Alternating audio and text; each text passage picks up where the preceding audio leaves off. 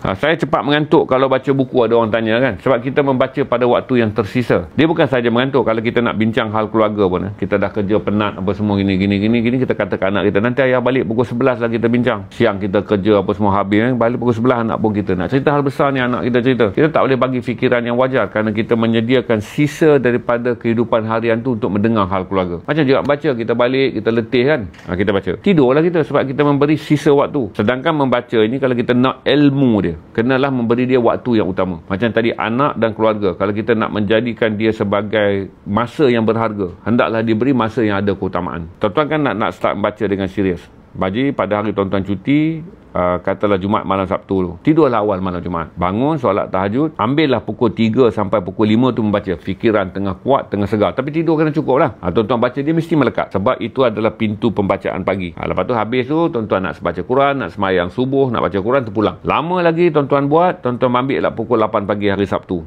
bangun sarapan dah rehat, baca pula pagi. Maksudnya kena diberi akal itu pada waktu utama untuk ambil ilmu tu. Macam saya kata tadi kan, kalau bos panggil meeting pun dah pukul 9 malam, pagi kita datang kerja, berlaku emergency, ada satu benda nak kena selesaikan esok, bos memanggil lah meeting 9 malam, minta lah idea. Kita 9 pagi dah kerja, maka 9 malam bos hanyalah mendapatkan idea-idea yang datang daripada tersisanya fikiran akibat kaki tangan telah pun letih. Maka otak untuk mendapatkan bahan yang terbaik hendaklah diletakkan pada waktu yang terbaik. Kalau kita nak perkara yang terbaik masuk ke dalam otak kita, letakkanlah otak kita untuk mendapatkan yang terbaik pada waktu yang terbaik. Kalau letakkan pada waktu yang tersisa, dapatlah sisa, dah balik malam apa semua baca, jadi bedtime baca cerita apa ni Cinderella boleh lah, baca Lena, baca untuk tujuan tidur, kan. Bila waktu kita letih, kita boleh buat apa. Kalau anak kita pun, saya adalah pengalaman yang saya jadikan iktibar untuk diri saya. Ada satu kali tu anak lelaki saya datang mengadu.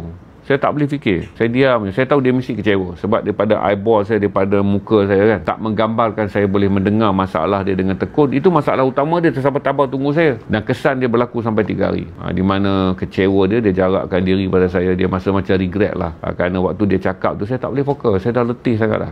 Kemudian saya tarik dia pergi makan berdua, barulah saya cerita maaf pada waktu tu. Maka tu jadi pengajaran pada saya, ketika orang berharap pandangan yang terbaik dari kita, seorang ayah ke, seorang apa ke, berikanlah dia waktu yang terbaik. Sebab waktu orang datang dengan kita kan, nak dapatkan nasihat yang terbaik kerana kita ni ayahnya telah menghabiskan fikiran sebagai manager, fikiran sebagai apa, ayahnya balik hanyalah menjadi seorang ayah yang lemah dari segi tumpuan. Jadi kesian kat anak-anak. Itu kadang-kadang kita rasa kan, waktu yang berkualiti tu bukanlah waktu yang panjang dengan keluarga. Waktu seorang ayah berada dalam keadaan terbaik dari segi mental dan emosi, waktu itulah diberikan kepada anak-anak.